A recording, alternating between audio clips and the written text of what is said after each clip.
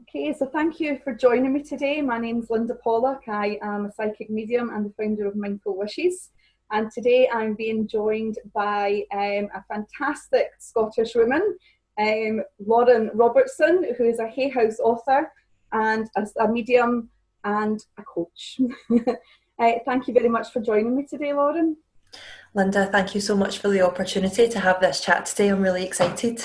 You must be. Your books, your very first book, The Medium and Manolos, is about to launch on the 5th of December, is that right? Correct, Yeah, yes. fantastic. If you could just tell me a wee bit about the book, who it's written for, and what your readers are going to get from it. Sure. So I'm really delighted for the opportunity to have my first book out with Hay House, which of course is the dream that many of us spiritual practitioners have. And the Medium and Manolos is a life-affirming guide to modern mediumship. So there was really two sorts of people that I wanted to speak to with the book, because throughout my journey as a medium and a coach, there's been two groups of people that I've helped and worked with. The first is those who have lost somebody to spirit, who are possibly in the process of grieving, but who have that feeling within themselves that it ain't over. It ain't over. Maybe they've been getting signs from their loved ones in spirit.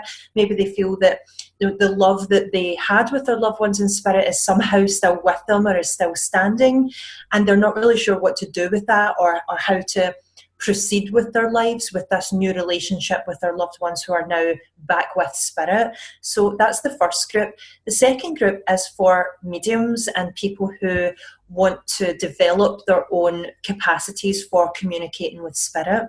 And one of the main functions of the book is to actually bring those two groups of people together. I really wanted with the Medium and Manolos to close the divide between non-medium and medium, so that those who have lost somebody can recognise their own mediumistic abilities and the possibility that they can connect with their own loved ones in spirit, whilst at the same time recognising that there's another group of people who don't want to just connect with spirit for their own selves, but who want to go out there and do it publicly and be that go-between, that sort of therapeutic vessel to help that message come through from spirit on behalf of others, sort of like you and I, Linda, mediums. I think Yes. it's really interesting, actually, Lauren, that you've split them into two groups there. But very often I've found that a lot of mediums, myself included, we find our way onto this path through our own grief to begin with, and that sort of wanting to be more aware of signs and wanting to connect with their own loved ones in spirit. And I also like the fact that you're not saying it's an exclusive thing that mediums can do. I sometimes feel people give away a lot of their power when they come for readings, because they're seeing us, the mediums, as the one that holds the magic, where we're actually just connecting into something that they themselves are able to connect into as well, given the right type of guidance. So I really like that you bridge the gap there between the two. Yes, so my journey as a medium started out as a griever. I started out having lost a beloved family member, my gran. You can read all about her in the book. She makes an appearance right up front in chapter 1. But I started out as a 17-year-old teenager whose gran had passed away of breast cancer, and I was devastated. I really was. And it was really her passing that first turned my heart and my mind towards the possibility of life after death and the possibility of spirit. So, I myself have been on the journey of going from griever, having no idea that I had these abilities, and just wondering if my gran was still out there somewhere, to becoming a medium who's had the pleasure of serving tens of thousands of people all over the world. So if I can do it, my thought is that anybody can. And so it's in sharing my journey and really the steps that I went through to go from that griever to being somebody who connects their loved ones in spirit with their living relatives. That's what I really wanted to share, so that anybody who's at any stage of that journey can hopefully see what the next step is for them, should they wish to take it. Yeah, I also think your overall approach to mediumship, and even the way you come across, your look and everything, I feel it's a bridging a gap really between what people think a medium is, and sort of breaking down the stereotypes of what makes us seem either old-fashioned or something really quite archetypal almost. I really like the fact that you are a young woman and you mix the mediumship with coaching to really help empower people in their own lives. Have you found yourself, being admired for that sense that do you feel like you're bridging a gap there? Because you are very young, fresh, and it's really putting a new spin, which I think is very much needed to bring this type of work out into the mainstream. Sure. Well, that's a great question. And honestly, what I've found, Linda, is it's very divisive. There are some people who are old school, and to be honest, I'm very respectful of the practices of mediumship that have come before me. I do say that explicitly in the book. I'm very appreciative of the traditional sort of training that I had in mediumship. However, as you're saying, and quite rightly so, about the medium and Manolos and what I'm trying to accomplish, is I definitely am trying to have mediumship seem more accessible to people, a bit more hip, a bit more for a younger generation, because that just reflects my own journey and my own story. When I decided upon the name The Medium and Manolos, I thought that maybe I would get people who totally got it and loved it, and other people who were a little bit triggered by it or unsure. Because really what I did is I brought together my two loves, which is mediumship and spirituality, and basically Sex in the City. Like, imagine that life, the fashion, the glamour, New York. Like, that's who I am in my personal life. I legitimately own like 4 pairs of Manolo Blahnik shoes, and I always wear them to my demonstrations. So the medium and Manolos, that cultural reference to my love for spirit, but also the diet of Sex in the City that I grew up on, as a 31-year-old woman. Let's be real. I think they're still showing replays of it right now. My Wednesday night, go to Right, exactly. So it was really just wanting to be true to myself that the medium and Manolos was born, because my experience has been that the best mediumship comes when you are your best self, your true self and your authentic self. And as you correctly said, I think there's quite a lot of young mediums who are being put off by what the traditional view of a medium is, the stereotypical view of what a medium is.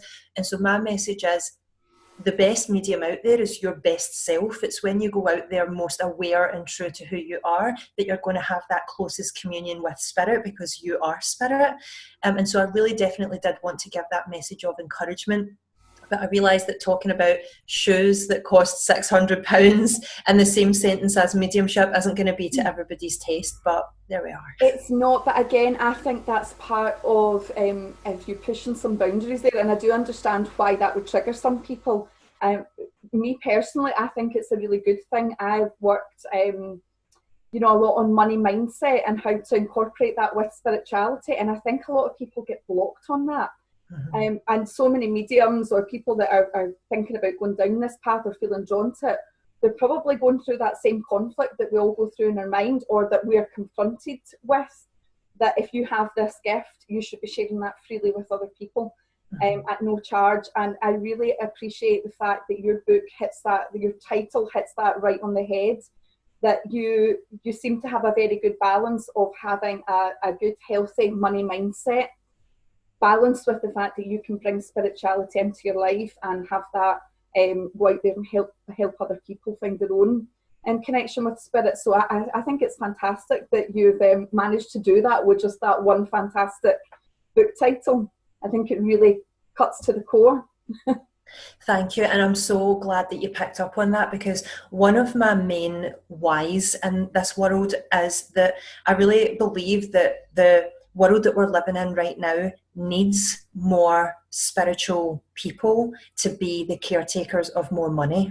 Like you say, like, spirituality has been often associated with passivity and non-material engagement, detaching from anything that's to do with money or materialism. But I just feel that the world we live in right now, we're actually doing our planet, our loved ones, our wider community a disservice by not empowering ourselves financially in such a way that's in line with truly spiritual values. I often say, or think to myself, we need more people who are like capitalists in their mind and communists in their heart to be, you know, working with more money in this world to create communities and societies and opportunities in the world that are based more on spiritual principles, community, connectedness, you know, the sanctity of life. And I really believe that mediums and other types of spiritual practitioners as well have a responsibility to participate in that change if we truly do care about each other and believe in the interconnectedness of all life and its eternality. And so I definitely did want to directly address helping spiritual practitioners definitely overcome that shame or fear around money and being the caretakers of wealth. I think it's time for us to let that go now, because Lord knows the world needs us to start making some changes and voting with our pounds and dollars.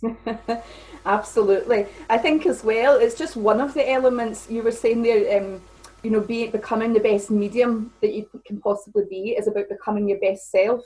And if you don't have your base covered, really, your financial base secure and from a place that you can thrive in, it's extremely difficult. And I've found it does affect the mediums that I know, and myself included, when that financial base is not met, or when we're not feeling good about ourselves in any area of our life, we don't perform to our best of our abilities.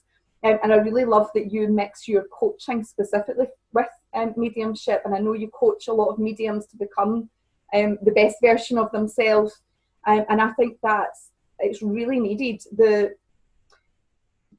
basis of when I do my readings, if I'm not feeling good in myself, we somehow feel disconnected from spirit, and I think it's because we're disconnected from ourselves and meeting our own needs. And the minute that happens, we can't go out there and be of service to people in the way we should be. So yeah, I think it's fantastic that you are bringing those two modalities together to help mediums and help the people that need it most get the best service possible.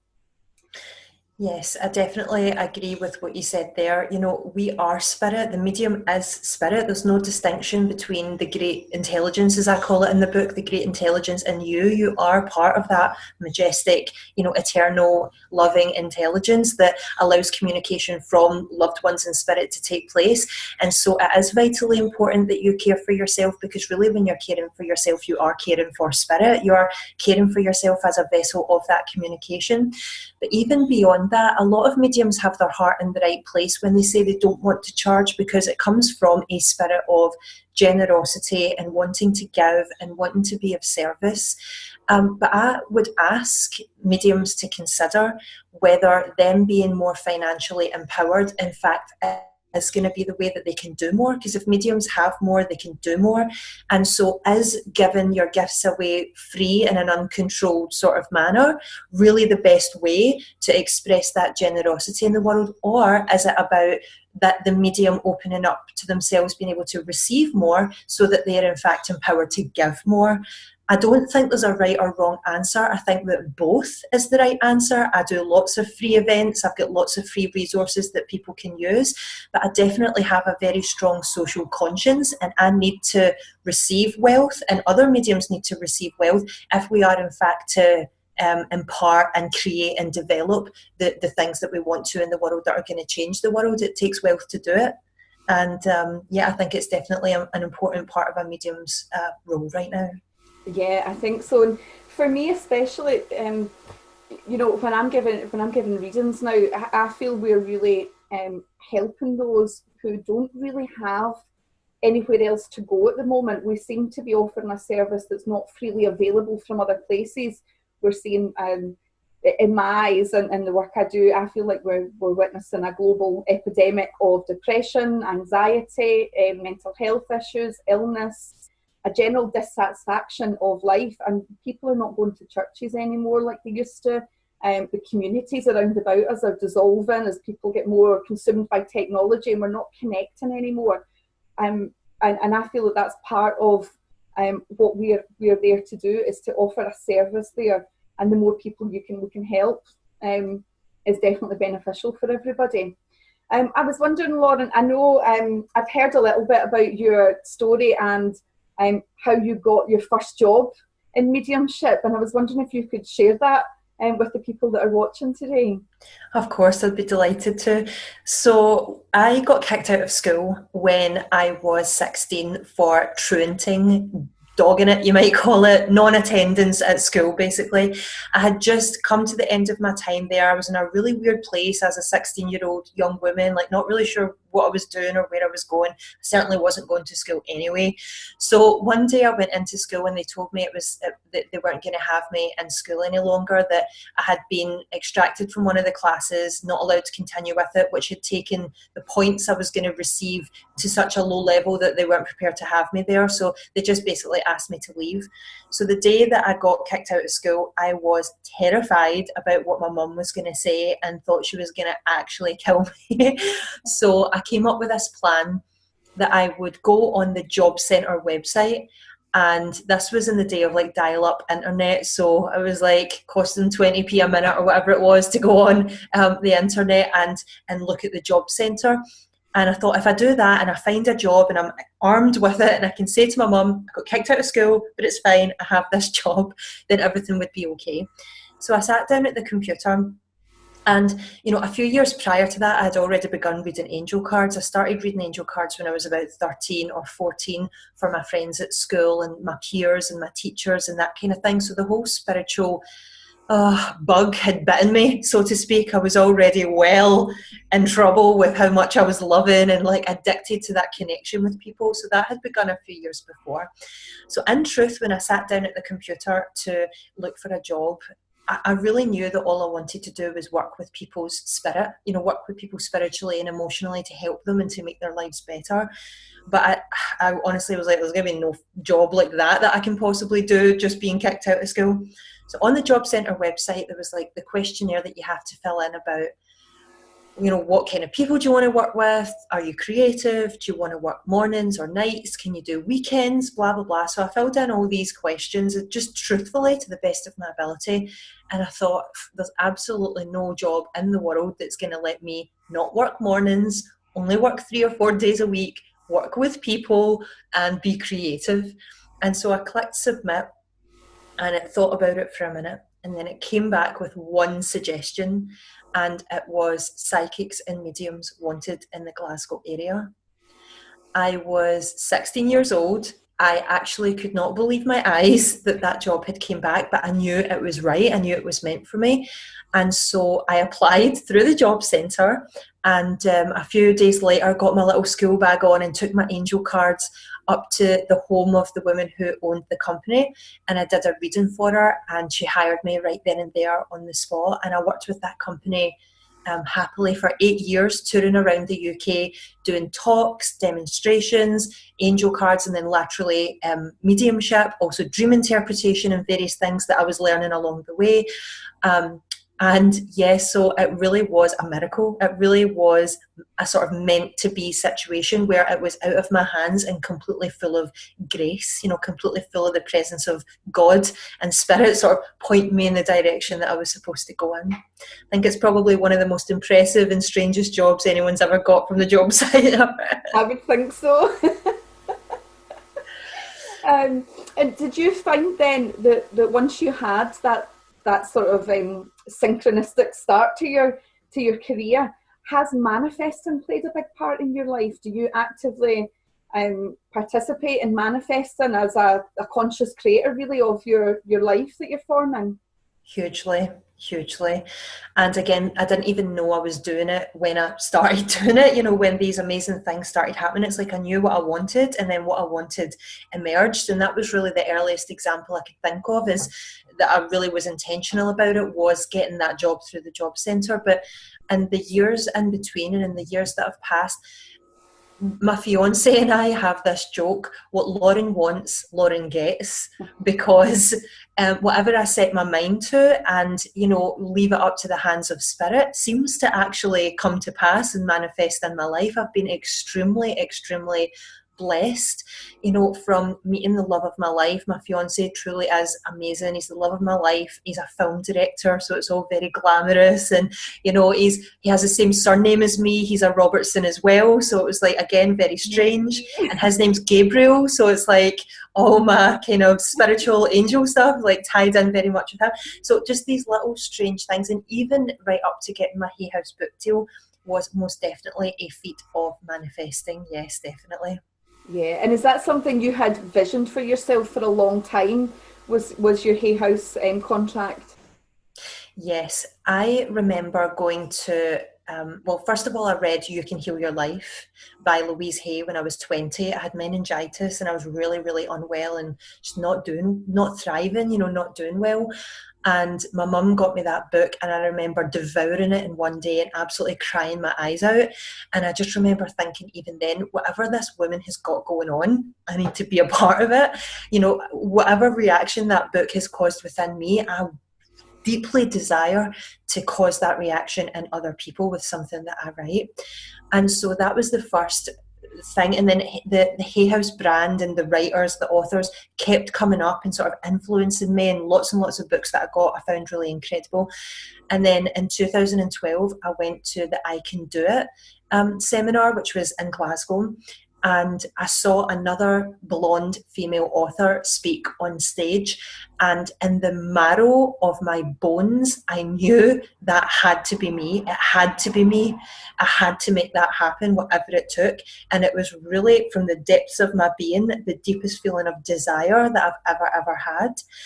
And what's really strange is, fast forward 5 years later, when Hay House actually came to Glasgow to hear me demonstrate my mediumship, to, obviously check that I was legit and could do what I had said I could do, the woman who was actually on stage that day, not knowing that I had ever thought this about her, and held her up as the kind of emblem of what I wanted to accomplish for myself, she actually came with Hay House to the event that I was speaking at, that caused Hay House to give me the book deal. Just completely out of the blue, she decided to come with the rep from Hay House. So it was kind of, again, a weird sort of manifesting synchronicity that let me know I was on the right track. Yeah, and I really love that when synchronicities like that show us the way or keep us in track. To me, manifesting's a sort of series of consistent, inspired actions, along with handing over to the universe, yes, or to spirit to manifest for us. It's a real partnership for me of the things we need to do in the material world, and to keep us on track, and for us to participate and be a conscious participator in our manifesting process, but also to have that mystical side. And I'm hoping just now that I've had a little bit of synchronicity, very similar to that exact story you've just said, Lauren. And I'm in a house just now that I manifested. I've said I was going to live in this house since I was 6. You've actually been in this house. You'll be unaware that you have been in this house before. Have I? You have. You have given the lady that lived here several readings, I think. Wow. She was a very, very close friend of mine, and I really seen her like my spiritual guide in life. To me, she was like my guardian angel that I was fortunate enough to meet in real life. And she was my teacher when I was 6 years old. That's how we met. And then we've had a 35-year friendship that, blossomed from that. So I'm now living in her house. She has now passed to spirit, and I feel like she's guiding me from the other side. But the last few weeks, I've had a series of synchronicities that started with coming to your live event in Edinburgh, where you were doing your pre-launch for the book. Where I was lucky enough to come up on stage with you and receive some much needed coaching, or prodding to get moving on my goals again. And shortly after, about a day or two later, there was an email from Hay House dropped in my inbox to say they were holding a writer's workshop in Bristol. And it's actually on the weekend of my friend whose house this was, her passing. So I've got all my numbers in there. I'm very much, she communicates to me through the number 11. I'm in house number 11. And not only that, but that weekend I booked myself on that course thanks to the confidence you gave me with that brief coaching session. But one of my favourite authors is attending. that workshop. And probably out of all my books that I've read, I've got two favourite authors, and to have one of them going to be there. And I came across her book by living in this house. I found the book in the garage. I came across it by accident. And this woman's going to be there. And she is the author of The Artist's Way, Julia Cameron. Mm-hmm. So for me to be meeting one of my idols on this path as I progress, it's just sort of triggered that when you were speaking about your own circumstances there, and that meeting and just knowing that this is right for you. That's certainly where I'm at the moment, and just knowing that that's right. Thank you so much for sharing that story, Linda. That is absolutely magical. I'm so glad to hear that. And, it just shows that, see, if you are willing to show up for yourself 100%, if you are willing to show up for your dreams 100%, and you were definitely 100% coachable and really ready for some kind of shift, for some kind of, like you say, prod, or dare I say, correct me if I'm wrong, but like permission, or that it's okay for you to think a little bit bigger, live a little bit bigger, spend some money in yourself, go for your dreams, be out there and be visible.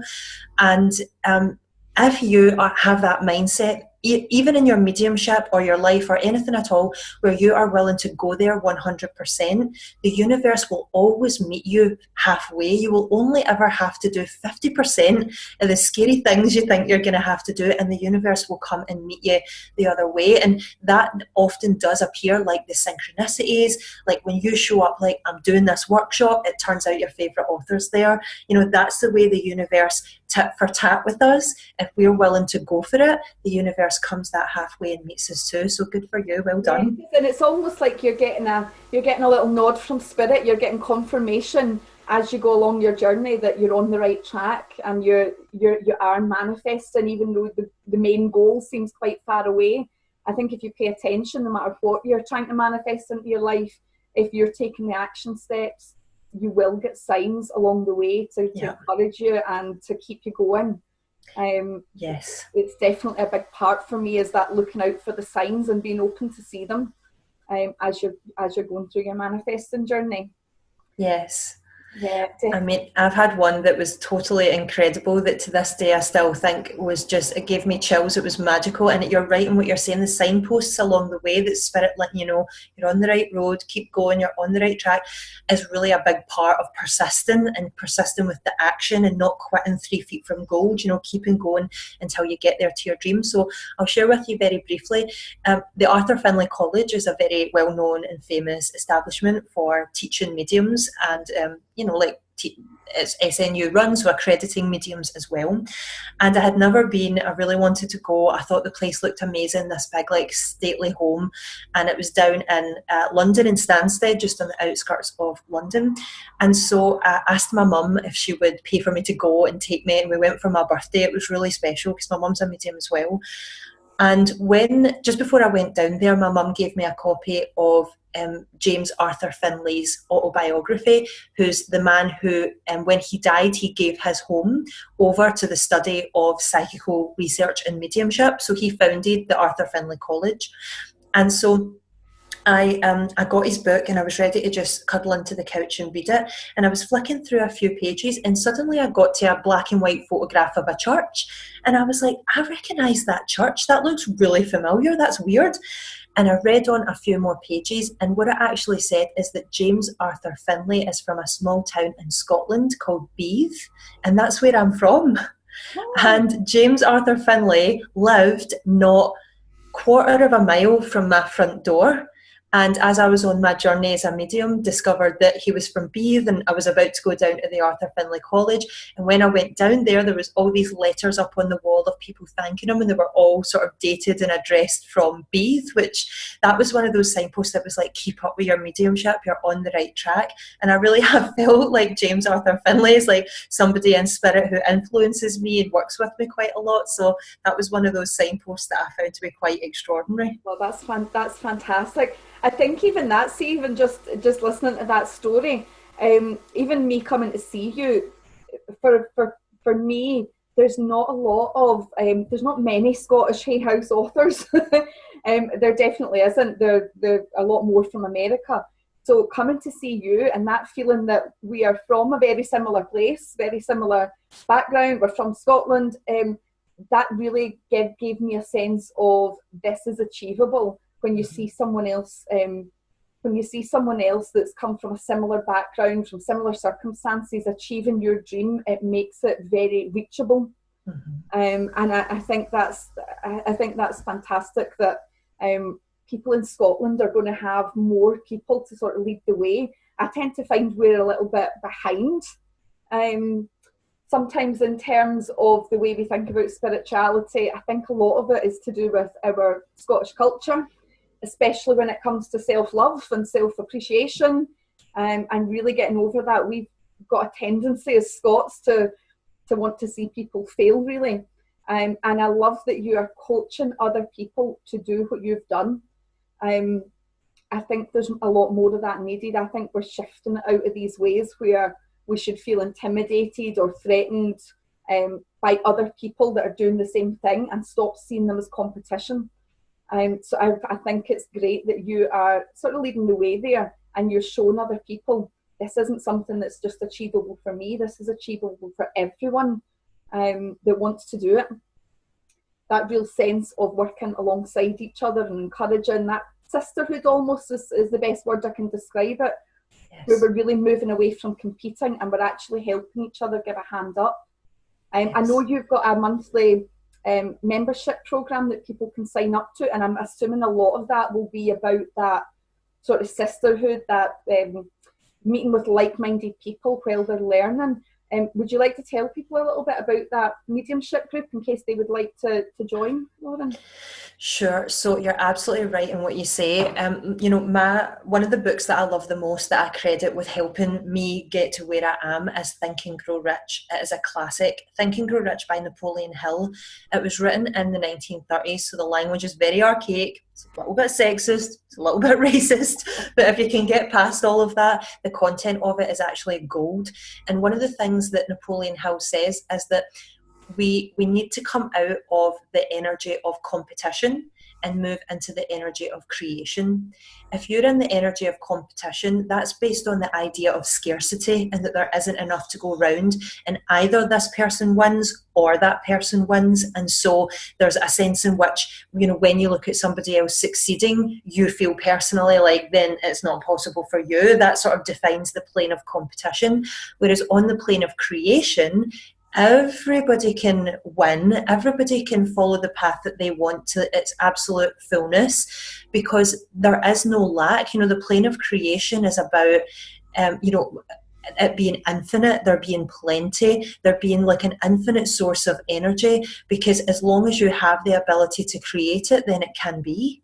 It's not dependent on taking it from someone else. It's just dependent on the creation from within.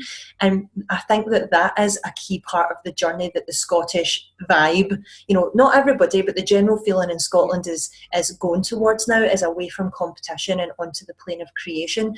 And like you say, moving away from self-deprecation and the whole, oh, she loves herself, and saying that at someone as if it's a criticism, to actually saying, no, I do need to love myself. I actually do love myself and love who I am.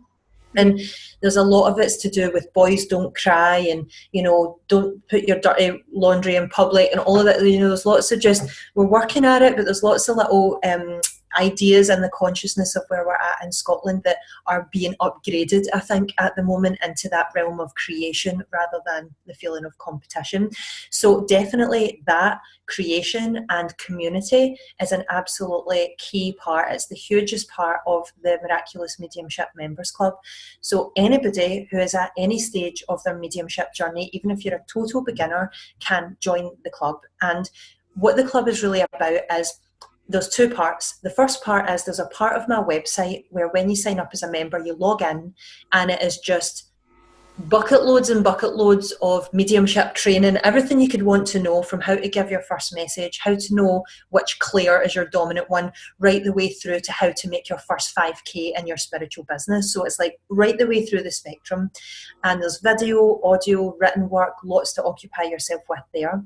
And then the other element is the Facebook group, and that's really the beating heart of the Members Club, because it's where not only do I sort of go in there and coach you and teach you and do sort of monthly calls and that type of thing, but it's really about the mediums in there who are all there because they are all seeking community. They are all seeking creative, non-competitive, supportive, empowered fellow mediums where they can be and feel like they belong.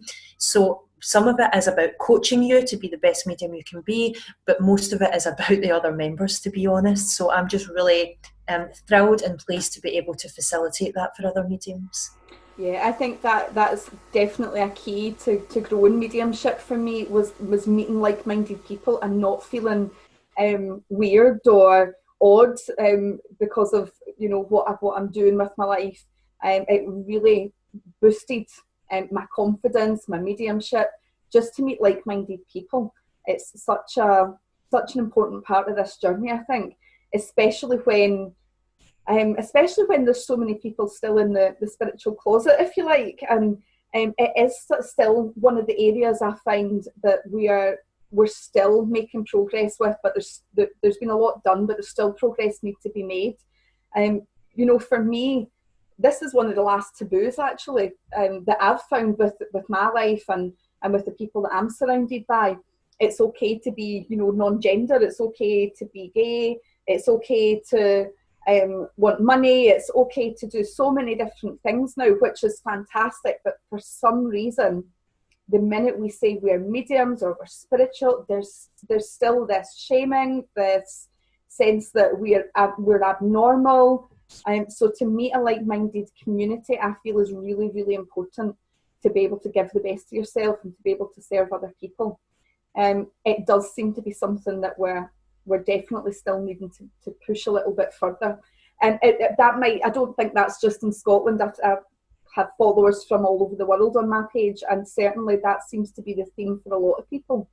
The word mediumship or mystic or witch or anything else that gets flung at us still comes with a lot of shame, like we're supposed to hide this away and not be seen. Yeah, I completely agree. And there's just a lot of stigma attached to the terms, particularly psychic and medium is what I know about, because that's what I've been termed and what I sometimes still term myself.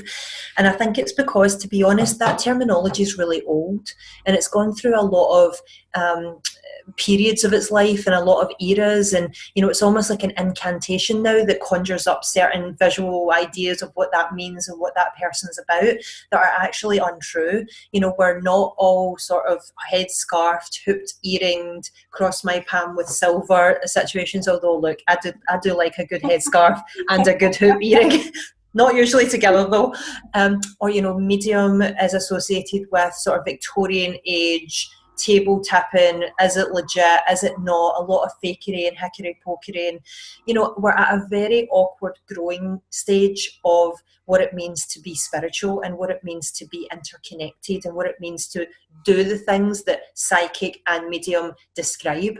And one of the things that I've written in the book is that I do think we need new terminology, because what we're actually talking about is something very, in my opinion, very natural, very normal. We're continuing to evolve socially. We're continuing to be more globally interconnected, technologically interconnected, and our minds must become more interconnected to each other's thoughts and feelings and ways of being if we're going to thrive as a global community. And so I think that, you know, the capacity for psychic abilities and mediumship is just empathy at the next level. Yeah. So instead of just being able to, you know, when your friend says, I stubbed my toe, you've been like, oh, you know, I know what that feels like to stub your toe. It's like the version of empathy we now have is like you can picture it and take yourself there and you're there with her and you can describe how she felt when she stubbed her toe. Like, it's just a next level of empathy that's causing us to cease being sort of fighters and at war and evolve into a more global and cooperative society. So I actually argue in the book that it's an evolutionary extension of empathy, and that for that reason, and to sort of normalise it and put it into the realm of social sciences and neuroscience, and you know, to say that technology and globalisation is reflecting what the brain must catch up to do, I'm hoping is going to take some of the stigma off of the terms mediumship or psychic, or maybe we will, in the future find different terminology ourselves. For me right now, I call myself mostly a spirit communicator. I communicate, and that communicate is with the essence of spirit, to try to avoid the stigma that you've just described there, Linda, because I know what you mean and I've experienced it myself. Yeah, it's very different, and I completely agree with you. The more you talk about parts of your book, Lauren, the more excited I am to read it. I really am. Even that thought, that's certainly the place I'm coming from. I believe that we are evolving at the moment. I think we're evolving our consciousness onto a next level, and I think this is why we've seen this massive shift in people. You use the word empath a lot there, and even that has become, it's almost become a hot word, or at the moment a trending word that people in their masses are starting to identify with, and to me that's only a good thing. We are working just on the next stage up from that, so the minute people can identify themselves as an empath, or having empathetic tendencies where they're understanding, they're feeling, they're sensitive to energy, they're sensitive to other people's emotions. To me, that's an expansion that we're seeing happening en masse at the moment. A few years ago, if I had been mentioning the word empath on my page about 5 years ago, the majority of them would have went over their heads, not because they didn't know what the word was, but just it wasn't as acceptable to declare yourself as an empath. That seems to me like our first step. There's so many people saying, yes, actually I'm an empath. And I'm hoping that we just continue to see them climb up that ladder from there, really, that conscious ladder from that position. Sure. I've personally stayed away from that word and that terminology because actually everybody has empathy. Everybody has empathy. If I say to you, I stubbed my toe, you're able to go, ooh, that is empathy. If I say to you, I love my dog, and you're a dog lover, you're like, yeah, I understand. That's all that is. So everybody's an empath. Like, everybody has the potential to develop their empathy. If you don't have empathy, you're abnormal. You're a psychopath or a sociopath if you don't empathise with how your actions or your who you are in the world affects other people. What I do, the reason I stayed away from it is because I've seen the word used a lot to diagnose in a way why people are having so much of a hard time or discomfort in their life. And I think we have to be careful that we don't attach empathy with the sense of, if we are open, if we are empathic, we're in for a rough ride, or it means we're vulnerable to harm, or we let any sorts of energy in.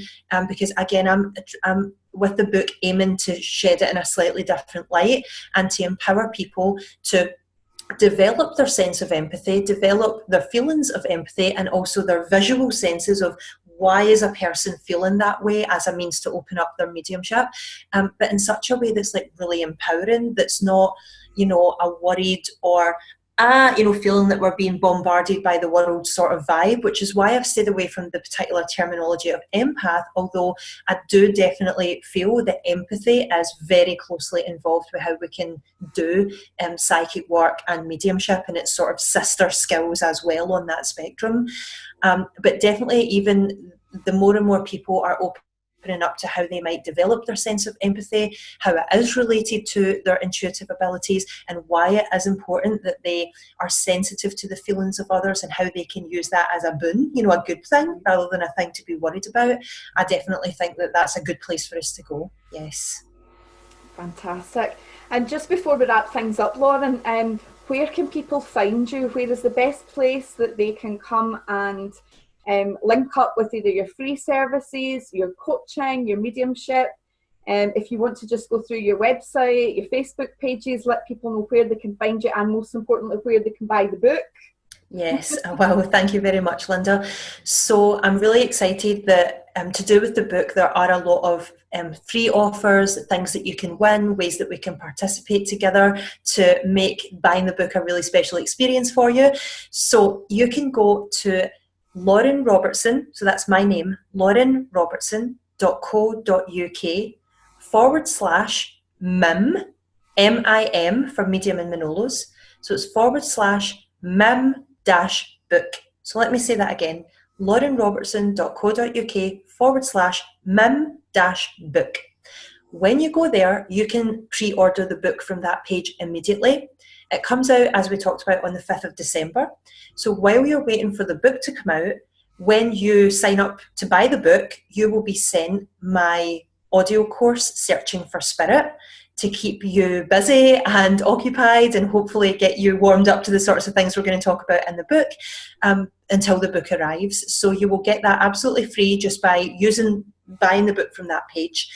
Also, everybody who buys the book and registers from that page is going to be entered into a competition to win one of 5 spots in the Miraculous Mediumship Members Club. So it will be 90 days free access for 5 people, and 3 people are going to win a coaching session with me, which is valued at £750. So I would definitely encourage you to go to laurenrobertson.co.uk/mim-book, and you will get the audio course immediately, and your book will be with you on the 5th of December. Also, I have a free Facebook group which is called Miraculous Mediumship. So if you search for Miraculous Mediumship Facebook group, it is for mediums. It's not really for those who want to, just receive readings or receive messages. It's for mediums to train and develop. But if you are interested, even if you're just day one of being interested in learning about mediumship, we would love to have you. So that's called Miraculous Mediumship, and it's on Facebook. And of course, I would love to hear from you on Facebook or email or however you want to reach out and let me know what you thought of this video.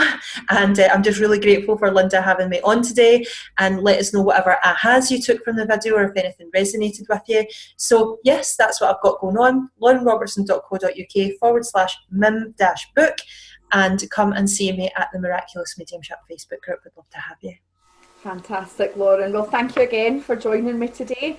It's been a nice sort of ad-libbed interview where we've just discussed a lot of different topics surrounding your book and surrounding the subjects that you are passionate about.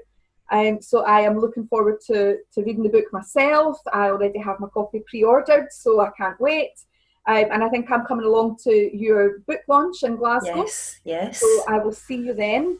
But until then, have a fantastic day. And I look forward to reading the book once it's out.